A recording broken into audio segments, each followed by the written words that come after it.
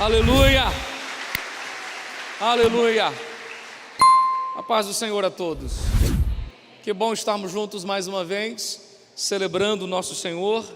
A Ele toda a honra, toda a glória, todo o louvor. Você pode ficar de pé um pouco?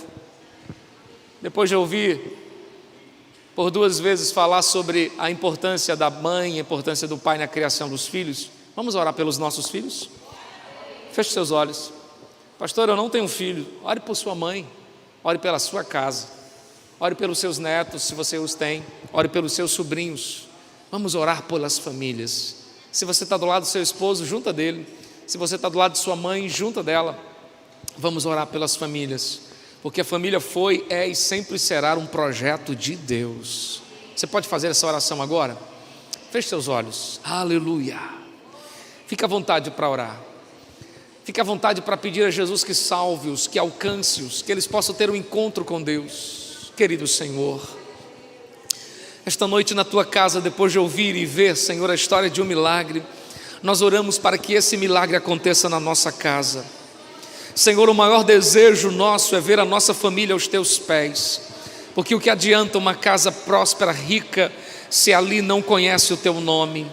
O que adianta um carro na garagem se são vazios e não sabem o caminho dos céus?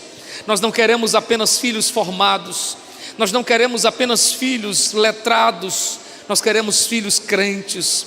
Então salva, Senhor, aquele filho que está afastado, salve a mãe que não ainda confessou a Cristo como Salvador, salve o pai, salve o marido, salve a esposa, salve os netos. Senhor, eu oro pelo meu filho que já confessou o Teu nome, sustenta-o com Tuas mãos, cuida do meu garoto, Senhor. O Senhor me fez uma promessa e eu estou agarrado nela, que o Senhor cuidará dos meus. Cuide de sua vida, de todas as áreas, financeira, emocional, mas principalmente espiritual. Cuida do meu casamento, que a minha casa seja um pedaço do céu, que o Senhor more no meu lar, que o Senhor reine no meu lar, que seja feita a Tua vontade no meu lar. Repreendemos toda a estratégia do inferno contra as famílias, repreendemos toda a retaliação no mundo espiritual contra os lares.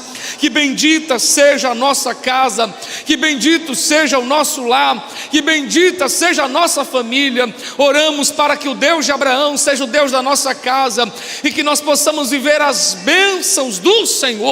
Queremos viver e declarar o que declarou Josué. Então, Senhor, sopra um vento de salvação na nossa família. É a nossa oração esta noite, é o nosso clamor nesse momento, no nome de Jesus. Quem concorda diz amém. Quem concorda pode dizer um glória, pode aplaudir bem forte ao Senhor. Aleluia. Sente-se, por favor. Aleluia, aleluia. Eu tenho uma palavra para compartilhar e essa palavra corrobora muito bem com isso que nós acabamos de fazer, orar pelos nossos filhos e ouvir os nossos irmãos aqui compartilhando. A palavra de hoje toma como base um texto que eu vou deixá-lo para citar no final dessa mensagem, porque eu quero transcorrer algumas passagens da Bíblia.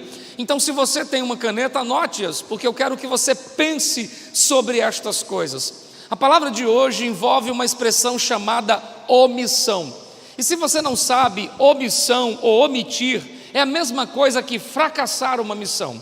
Uma missão foi dada e você se omite, e o resultado disso é um fracasso.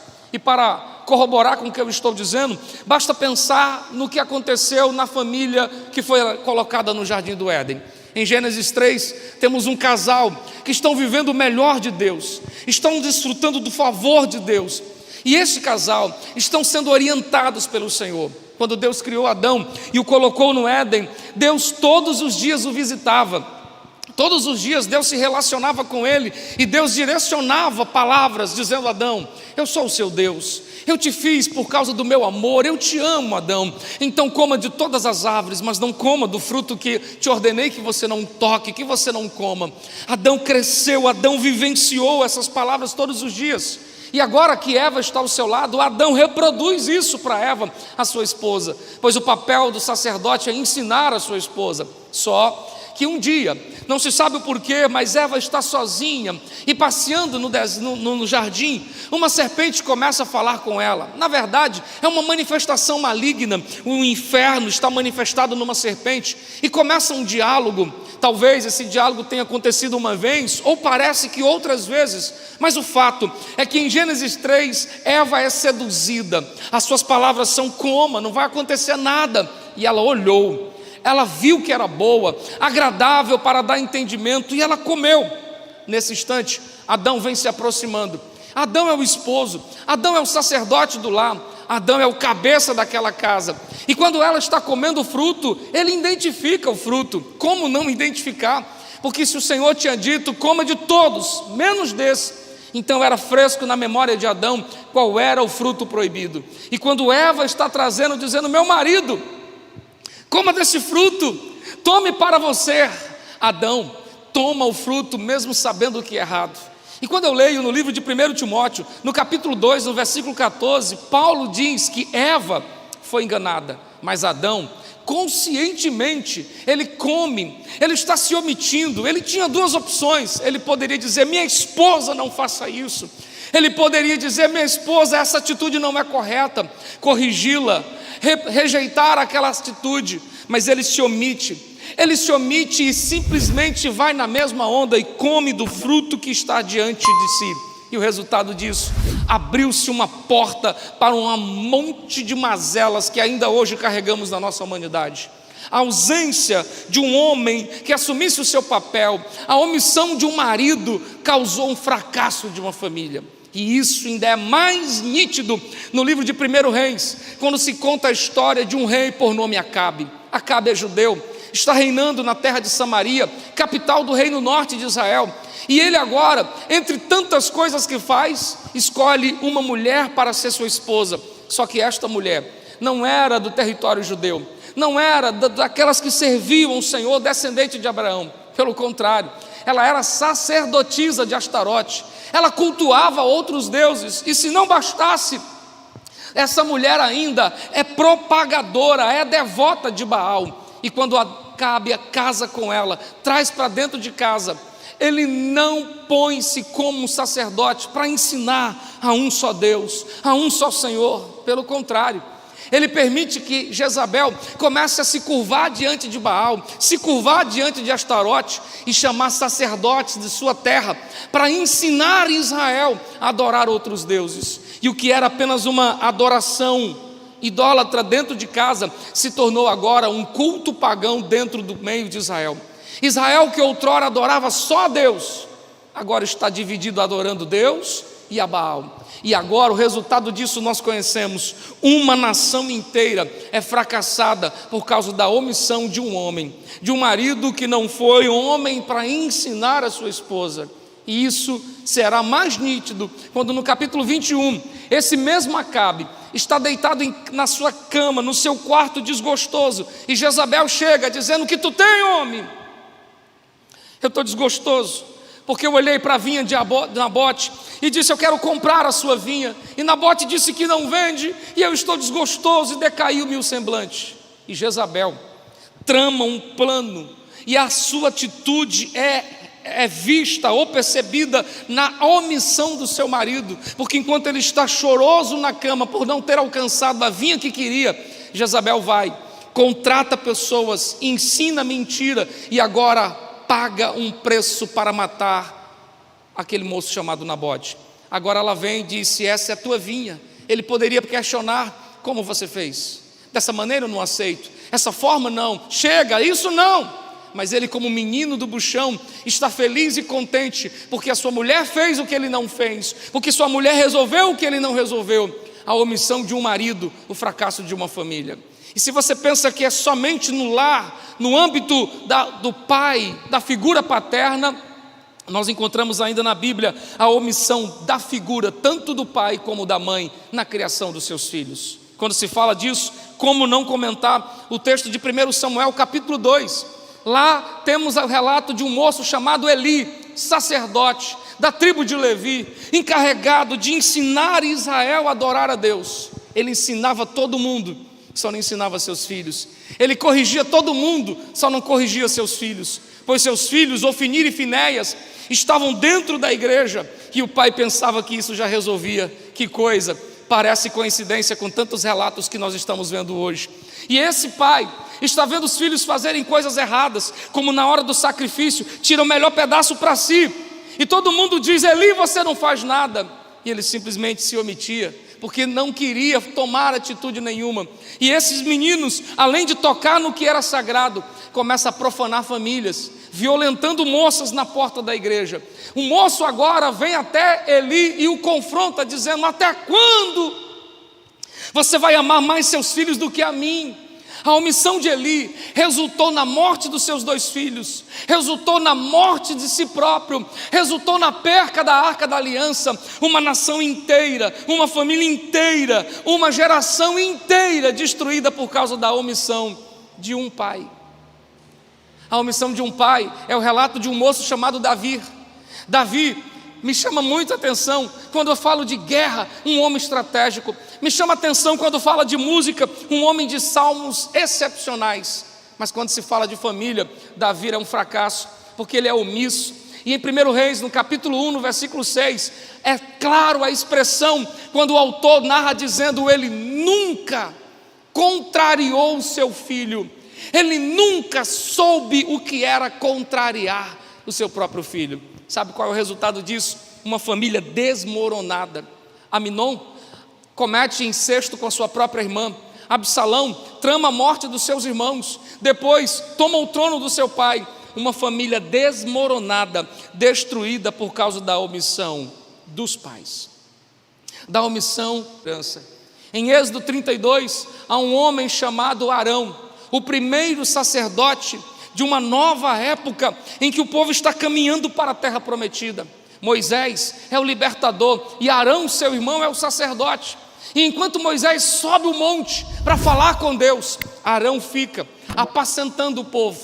Mas Moisés demorou 1 semana, Moisés demorou 15 dias, já passava-se de 30 dias e Moisés nada. Moisés estava lá orando, falando com Deus, enquanto o povo chega para Arão e diz: basta, cansamos de esperar, não se sabe o que aconteceu com esse tal de Moisés, faça-nos um Deus, uma imagem do Deus que nos tirou do Egito. E ele, um sacerdote, ensinado dentro de casa, poderia dizer: jamais, porque entre os mandamentos, o primeiro que o Senhor deu a nós é que não faremos para nós imagem de escultura, não nos curvaremos a outro Deus. Mas Arão assim simplesmente se omite e tem uma atitude tal que pega a ele joias, colares, brincos, e ele funde um bezerro de ouro e ainda diz: esse é o vosso Deus. A omissão de um líder fez o fracasso de uma nação. Por esta razão, todo aquele povo viu a espada transpassar. Numa noite, 3.000 homens caíram ao fio da espada por causa da omissão de um líder. Um líder omisso também se encontra no Novo Testamento. Seu nome é Pilatos. Quando se fala de omissão, como não lembrar do episódio em que ele está lavando suas mãos? Mas deixa eu te falar, em Mateus 27, esse moço está entrevistando Jesus. Jesus está amarrado, Jesus está sendo tratado como um bandido. E quando ele é levado até Pilatos, Pilatos pergunta: por que vocês o trouxeram? Não, porque ele profanou as leis. Então resolvam. Ele está de novo pulando fora. Não, nós não podemos, é com você. Ele joga para Herodes, Herodes joga de volta para ele. E numa reunião secreta ele diz para Jesus: você pode dizer alguma coisa? Eu tenho o poder de te livrar. Ouça essa expressão: eu tenho o poder de te livrar. E quando lemos Mateus 27, no versículo 24, esse moço que tinha poder de livrar e queria livrá-lo, não o fez. Não o fez, se omitiu numa atitude trágica como essa: traga-me uma bacia. E lavando as mãos, achava que estava lavando sua consciência. No lavar das mãos, achava que estava inocentado. Na verdade, sua omissão era o fracasso de uma missão. Porque todas as vezes que eu sou omisso, eu sou o resultado, eu sou o responsável por uma missão que não deu certo. Famílias, filhos, nações estão caindo diante de omissões. E talvez você pergunte por quê? Qual é a explicação para isso? Um rei, um homem que tinha autoridade, um pai, um sacerdote. Eu posso te dizer algumas coisas. A razão número 1 é porque as pessoas não gostam, as pessoas não querem, ou as pessoas têm medo de desagradar os outros. Arão não queria desagradar a multidão.